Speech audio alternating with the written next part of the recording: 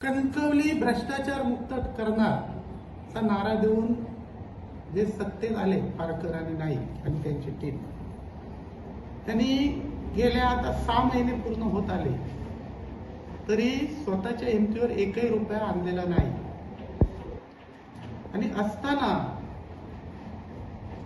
यांचं जे प्लॅनिंग आहे त्याचा पहिला भ्रष्टाचाराचा प्लॅनचा नारळ यांनी फोडलेला आहे, श्री गणेशा केलेला आहे. आणि तो आम्ही सर्वांनी तेव्हाही सांगितलं होतं जेव्हा विरोधात आम्ही बसल्यानंतर की चांगल्या कामाला आमचा पाठिंबा राहील आणि जर चुकीचं काम असेल तर ते आम्ही करू देणार नाही आणि ते जनतेसमोर आणू. आणि ह्याच्यातलाच एक पहिला यांचा भ्रष्टाचाराचा श्री गणेशा म्हणजे करायचा आहे भ्रष्टाचार, त्याचं पुराव्यानिशी आपल्या माध्यमातून कणकवलीकरांना समजावं म्हणून ही पत्रकार परिषद आहे. वस्तुस्थिती असं झालंय की मी तुमच्याकडे हे सगळे कागद देणार आहे. कणकवली नगरपंचायतचं त्यांनी आता एक टेंडर काढलंय की appointment of consultant for project development management support for Kankavli water supply and underground sewerage scheme. म्हणजे एक पुरात पाणी नळ योजना करायची आणि त्यानंतर अंडरग्राउंड स्कीमचा डीपीआर बनवायचा. आता या अंडरग्राउंड स्कीमसाठी पहिलं गोष्ट म्हणजे कणकवली शहराची पाणी पुरवठा योजना आहे ती प्रतिमानशी प्रतिदिन 135 लिटरची झाली पाहिजे आणि ती झाल्यानंतर अंडरग्राउंड स्कीम शासनाच्या निकषाप्रमाणे आणता येते. आणि म्हणून याची पूर्वतयारी कणकवली नगरपंचायतीने याच्या आधी हा ठरावायचा येतो फेब्रुवारी 17चा याच्यासाठी याच्यातली शासनाची नियुक्त एक्सपर्ट पीएमसी जो डीपीआर आणि इस्टिमेट बनवलं पाहिजे यासाठी महाराष्ट्र जीवन प्राधिकरण एमजीपी सिंधुदुर्ग यांना आदेश देण्यात आले होते. या आदेशान्वये महाराष्ट्र जीवन प्राधिकरण म्हणजे एमजीपीने या कणकवलीच्या टोटल पाणी योजनेचा सर्वे करून कुठे एक्स्ट्रा टाक्या पाहिजे, कुठे ईएसआर पाहिजे, कुठे पंपिंग कॅपॅसिटी वाढवली पाहिजे, पाईपलाईन वाढवली पाहिजे, याचा सविस्तर सगळा प्रकल्प अहवाल तयार करून अंदाजपत्रके तयार करून आज ही अंदाजपत्रके अंतिमतः चीफ इंजिनियर महाराष्ट्र जीवन प्राधिकरण ठाणे पनवेलला आहेत. याची फक्त इस्टिमेटला टीएस घेऊन हे काम निधीच्या उपलब्धतेनुसार सुरू करायचं आहे. आणि असताना सुद्धा या कामापोटी साधारण 22 कोटीचं इस्टिमेट झालेलं आहे आणि त्याचे 0.5%ने 11 लाख रुपये एमजीपी सिंधुदुर्गला नगरपंचायत देणे आहे. त्यातले 5 लाख रुपये नगरपंचायत कणकवलीने एमजीपीला ऍडव्हान्स म्हणून दिलेले आहेत. त्याचेही मी तुम्हाला ह्याचे पुरावे देतो. आणि असं असताना सुद्धा यांना ही जी वॉटर स्कीम आहे ही जवळजवळ 50 कोटीच्या वर गेली पाहिजे आणि ती एमजीपी शासनाची पीएमसी असल्याने करणार नाही. म्हणून त्यांनी हे पैसे खर्च होऊन हे काम पूर्ण झालेलं असू नये नवीन अंडरग्राउंड ड्रेनेजच्या डीपीआर बरोबर वॉटर सप्लायचं सुद्धा ह्याच कामाची पीएमसी नेमण्याबाबत अधिकृत ही निविदा मागवलेली आहे. अजून या बाबतीत आम्ही कागदपत्र मागवले आहेत पण आचारसंहिता असल्यामुळे ते फोडलं गेलं नाही, ओपन केलं गेलं नाही. त्यानंतर ते ओपन केल्यानंतर आपल्याला त्याचे पुरावे दिले जातील. आणि यांना फक्त ह्या प्रोजेक्टच्या कॉस्ट वाढवायच्या आहे आणि प्रोजेक्ट पूर्ण झालेला असूनही परत त्या कामाचं हे टेंडर लावत आहेत.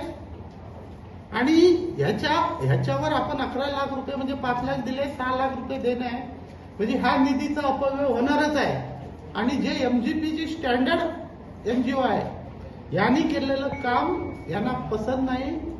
यांनी नवीन पीएमसी नेमायच्या बाबतीतलं हे टेंडर काढलेलं आहे की जेणेकरून ह्याची कॉस्ट साधारण 50 ते 60 करोड पर्यंत होईल आणि नंतर ह्यांना ही मायागोळा करायला मिळेल. त्यामुळे ह्याची सुरुवात आजपासून त्यांनी केलेली आहे. याचा श्री गणेशाचा हे श्रीफळ यांनी वाढवलेले आहे. या बाबतीत या पुराव्यादिवशी मी आपल्याकडे तुम्हाला सगळे कागदपत्रे देतो. ही 5 लाख रुपये जे देयक दिलेलं आहे त्याचं व्हाउचर आहे ऑफिशियल अकाउंट डिपार्टमेंटचं. आता मुद्दा असा आहे की तुम्ही बघितलं कणकवलीत सर्वे सुद्धा चालू आहे कुठे कुठे. हे अजून टेंडर ओपन झालं नाही, ठेकेदार ठरला नाही, तरी तुम्हाला ह्याचं कामाचं सर्वे करताना तुम्हाला दिसते. काही ठिकाणी कामं आबाळ पाटल्याने ठिगळं लावायला चालले, तसे कुठेतरी कॉन्क्रीट, कुठेतरी डांबर टाकण्याचं केविलवाना प्रयत्न करतायत. तसं कुठचंही काम नगरपंचायत मार्फत कुठच्याही फंडातून कुठच्याही स्कीम मधून झालेलं नाही. आपण चौकशी करा. आणि अशा प्रकारचं जे काही ह्यांची सुरुवात आहे ही आम्ही आणून पाडणार. या बाबतीत आम्ही कालच सर्व नगरसेवक सन्माननीय जिल्हाधिकारी मॅडमांकडे गेलो होतो. त्यांना आम्ही निवेदन दिलंय आणि हे प्रकरण आपल्या मार्फत, आपल्या सर्वांच्या मार्फत जनतेच्या सुद्धा दरबारात गेलं पाहिजे.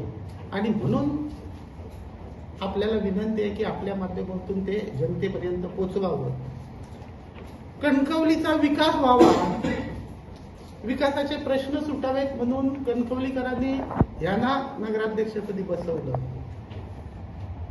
पण आता तुम्ही पाहिलं असाल सातत्याने नगराध्यक्ष आठवड्यातून 1-2 वेळा असले तर असतात, नाही तर पूर्णपणे ते सुट्टी सोडून मुंबईला असतात.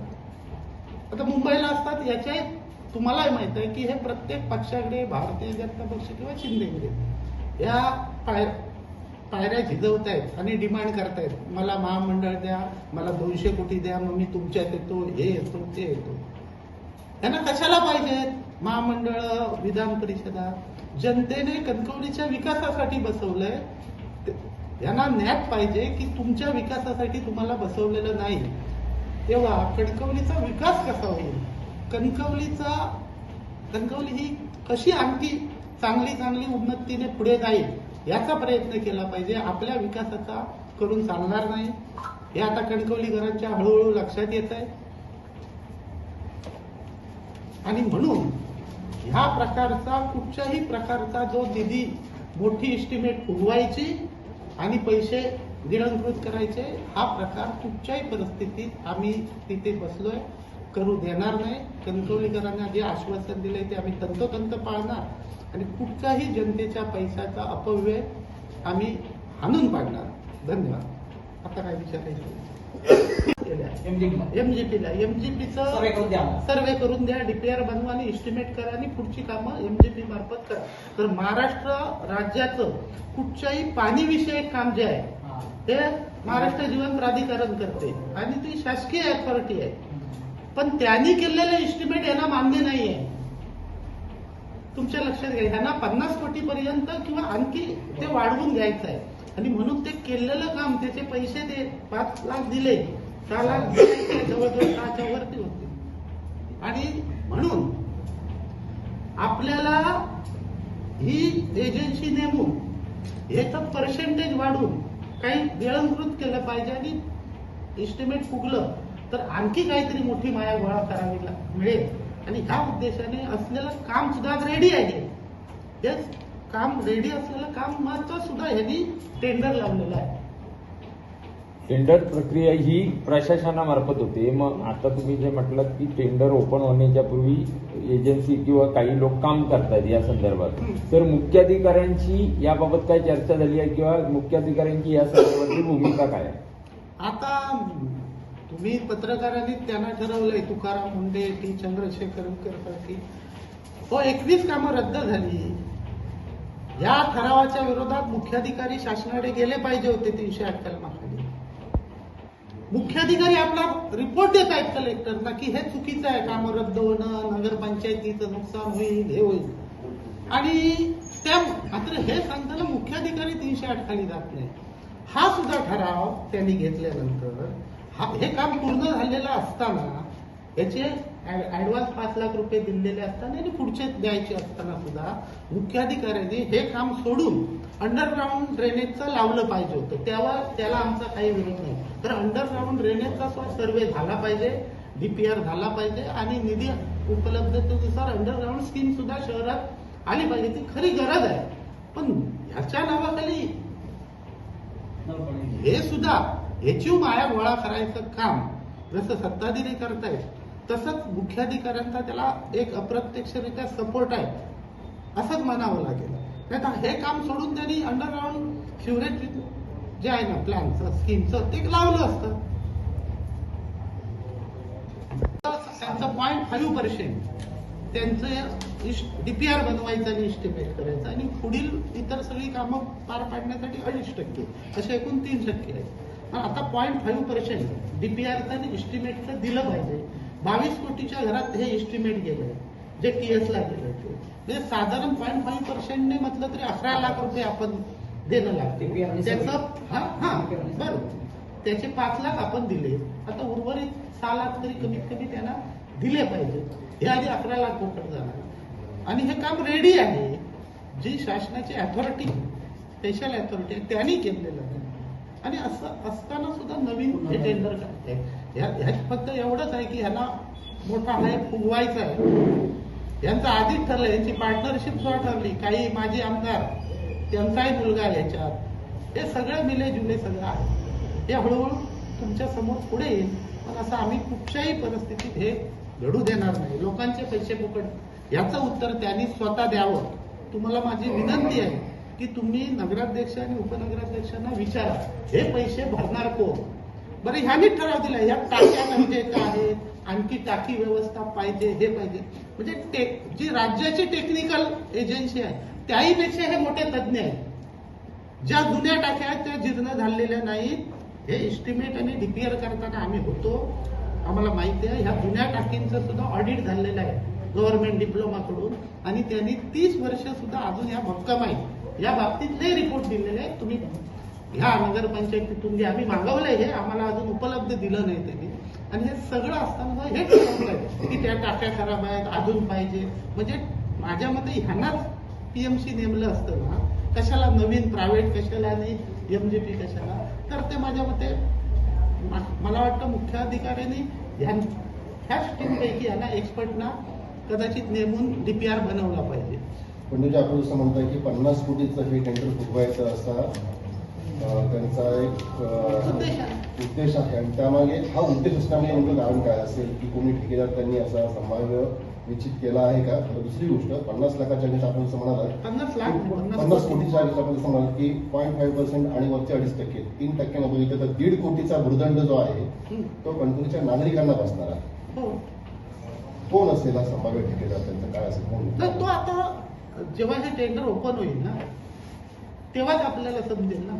आता ह्या क्षणाला हे बोलणं उचित होणार नाही. तुम्ही आता उल्लेख केला होता की माझ्या आमदाराचा मुलगा त्या संदर्भात असू देत, येईल ना. माझे आमदार बरेच आहेत, त्यांनाही मुलं आहेत, मुलगे सुद्धा आहेत. येईल, समोर येईल, काही दिवसात येईल. माझे आमदार महायुतीतला आहे की महाविकास आघाडीतला आहे. आता तो रंग बदलत असतो 6-6 महिन्यांनी. आता मी काय सांगू, आज काल रात्री किंवा आज सकाळी कुठे असतील आणि पूर्वी कुठे कुठे होते. ते युतीत होते, महायुतीत होते, आघाडीत होते, आधी आघाडीच्या बाहेर होते. काय असतील आधी नाव तरी येऊन देत, समोर येऊन देत, मग आपण बोलू. जिल्हाधिकाऱ्यांची भेट घेतला, तुम्ही तक्रार दिला, जिल्हाधिकाऱ्यांनी काय सांगितलं. जिल्हाधिकाऱ्यांना आम्ही ही वस्तुस्थिती सांगितली. जिल्हाधिकाऱ्यांनी आमचं निवेदन स्वीकारलं आणि सांगितलं की यावर मी संबंधितांना बोलून घेते, त्याची माहिती घेते आणि त्यानंतर मग पुढे जी काय त्याच्यावर प्रोसिजर आहे, कार्यवाही आहे ते करते योग्य असंच सांगितलं. शेवटी आम्ही आत्ता लगेच विचारणार कसं काय केलं ते दिसेल पुढे. वस्तुस्थिती समजावून घेतील सन्माननीय जिल्हाधिकारी आणि त्यावर उचित निर्णय देतील. म्हणतो 21 कामाची मागील टेंडर रद्द करण्यात गेली केंद्र सरकारने. त्या संदर्भात तुम्ही कलेक्टरकडे जाणार होता किंवा गेलात हो. म्हटलं. त्या संदर्भात कलेक्टर काय डिसिजन दिला आहे? नाही, ती आमची त्यावर म्हणणं सगळं दोन्ही बाजूचं ऐकून घेतलं सन्माननीय जिल्हाधिकारी महोदयांनी, आणि त्यानंतर तो विषय निर्णयाला राखून ठेवला आहे. आता कधी अजून तर आजपर्यंत तर माझ्यापर्यंत त्याचा निर्णय आलेला नाही. जेव्हा येईल तेव्हा मला समजेल.